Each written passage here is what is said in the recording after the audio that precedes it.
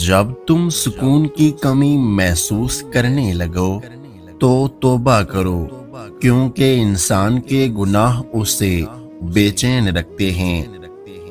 رب سے مانگ کر تو دیکھو تو صحیح، ایک وہی تو ہے جو حقیقت میں آپ کا منتظر ہے۔ کسی کے بارے میں غلط گمان مت کریں، کیونکہ آپ اس کی زندگی کی الجھنوں سے واقف نہیں ہو۔ رب نے اگر دینا نہ ہوتا تو وہ قرآن میں کن فیکون کا ذکر کیوں کرتا؟ یقین رکھو ساری دعائیں قبول ہوں گی۔ ہر آزمائش کے پیچھے اتنا بڑا صلہ ہوتا ہے کہ اگر تم جان لو تو کبھی شکوہ نہ کرو۔ ماؤں کی جائے نماز پر دعاؤں نے ہمیں ایسی چیزوں سے بچایا ہوا ہے جس کا سوائے اللہ کے کسی کو علم نہیں ہے۔ دعا دستک کی طرح ہوتی ہے، مسلسل دستک سے دروازہ کھل ہی جاتا ہے۔ دھوکہ دینے کے ہزار طریقے ہیں، لیکن سب سے گھٹیا طریقہ محبت اور ہمدردی کا دکھاوا کرنا ہے۔ نقصان اور فائدے کا پتہ نہیں، لیکن میں نے حرام رشتہ اس لیے نہیں رکھا کیونکہ میرا اللہ مجھ سے ناراض ہو جائے گا۔ دعائیں مانگتے رہا کرو، قبولیت کے فیصلے نیت اور تڑپ دیکھ کر کیے جاتے ہیں، حالات اور اسباب دیکھ کر نہیں۔ درود شریف کی عادت آپ کی زندگی پر ایسا اثر رکھتی ہے جیسے بنجر زمین سے سیراب کرنے کا سفر۔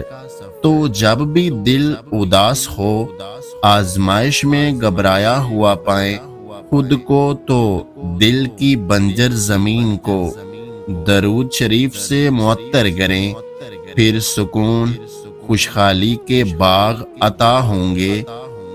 تم اس کی رضا میں الحمدللہ کہنا سیکھ جاؤ، وہ تمہاری ساری مشکلیں اور پریشانیاں ختم کر دے گا۔ اور اگر کسی دن درد زیادہ ہو جائے تو شکایت مت کرنا، بس یہ کہنا کہ میرا رب بہت بڑا ہے۔ اللہ دیکھ رہا ہے کہ آپ کتنی اذیت میں ہیں اور کتنی مشکل سے صبر کو قائم رکھا ہوا ہے۔ دیکھنا بہت جلد وہ آپ کو سکون سے نوازے گا اور آپ کے صبر کا پھل ضرور عطا کرے گا۔ ہر پریشانی اپنے ساتھ آسانی بھی لاتی ہے۔ اللہ اپنے بندے کو تنہا نہیں چھوڑتا۔ سورۃ الکہف کا جمعہ کے دن پڑھنا زمین سے آسمان تک نور پیدا کرتا ہے، اور 8 دن تک وہ نور برابر قائم رہتا ہے۔ پھر اس کے پڑھنے والے کو یہ سارا نور قبر میں اور قبر کے بعد قیامت میں دیا جائے گا۔ وہ رب انہی کو دیتا ہے جو اس پر یقین رکھتے ہیں۔ کن فیکون کی دولت یقین والوں کو ہی ملتی ہے۔ جب اللہ نے سورۃ العمران میں فرما دیا ہے کہ دعا پہاڑوں کو بھی ان کی جگہ سے سرکا سکتی ہے، تو قبولیت کا شک تو بنتا ہی نہیں۔ جب تم اللہ سے بات کرتے ہو، وہ پوری توجہ سے تمہاری بات سنتا ہے، تو یہ مت سوچو کہ تمہاری دعاؤں کا جواب نہیں آنے والا۔ وہ ضرور بدلے گا تقدیر، اور آزمائش ختم ہو جائے گی انشاءاللہ۔ اپنے دن کا آغاز صدقہ دینے سے کرو، اس دن کوئی دعا رد نہیں کی جائے گی، اور اچھی بات بتانا بھی صدقہ ہے۔ دنیا جس سکون کو مال اور دولت میں ڈھونڈ رہی ہے، اللہ نے اسے سجدے میں رکھا ہے۔ تہجد سے تو اللہ مل جاتا ہے، پھر اس چیز کا ملنا کیسے ناممکن ہے جو تم اللہ سے مانگ رہے ہو؟ رسول اللہ صلی اللہ علیہ وآلہ وسلم نے ارشاد فرمایا، رات کو اس وقت نماز پڑھو جب لوگ سو رہے ہوں، تم لوگ سلامتی کے ساتھ جنت میں داخل ہوگے۔ اللہ جب راضی ہوتا ہے تو سب سے پہلے سجدے کی توفیق دیتا ہے، پھر چاہے وہ سجدہ خوشی کا ہو یا غم کا۔ زندگی کی بڑی بڑی غلطیوں میں سے ایک یہ بھی ہے کہ آپ کم ظرف اور بزدل لوگوں پر اپنا خلوص ضائع کرتے ہیں، اور دل توڑنے کی معافی تو خدا سے بھی اس وقت تک نہیں ملتی جب تک وہ بندہ معاف نہ کرے جس کا تم نے دل دکھایا ہے۔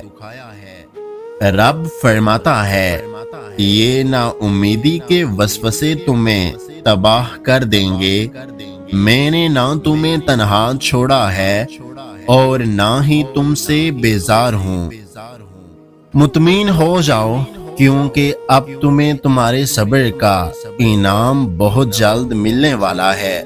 تمہارے یہ آنسو خوشی میں تبدیل ہونے والے ہیں، اور آسمان سے تمہارے لیے کن فیکون کے معجزے اترنے والے ہیں۔ بس ایک بار اس شدت کو محسوس کرنا جس شدت سے تم اپنی دعاؤں کو پورا ہونا دیکھنا چاہتے ہو۔ دیکھنا، پھر دل کبھی ہار نہیں مانے گا، کبھی بے سکون نہیں ہوگا۔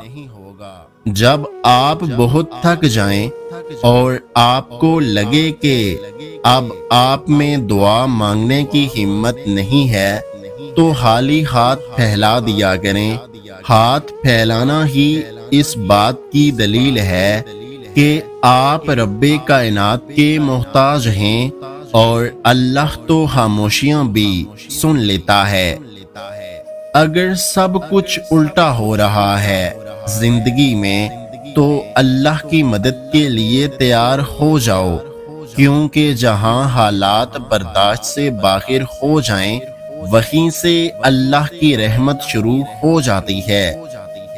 نشانی ڈھونڈ رہے ہو تو بس جان لو اور خوش ہو جاؤ، اللہ کا کن ہونے والا ہے، اور وہ ایسے ہوگا کہ تم شکر کے سجدے سے سر نہیں اٹھا سکو گے۔ تمہارا بھی وقت آئے گا اور دیکھنا، تب اللہ اپنے سارے معجزے تمہارے ساتھ کھڑے کر دے گا۔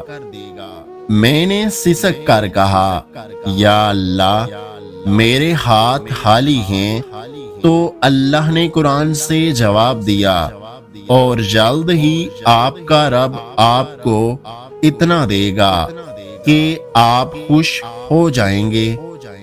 اے میرے اللہ، مجھے سب ناممکن سا لگ رہا ہے، لیکن میں نے جس طرح آپ سے دعائیں مانگی ہیں، مجھے اپنی ان دعاؤں پر یقین ہے کہ میں ایک دن جیت جاؤں گا۔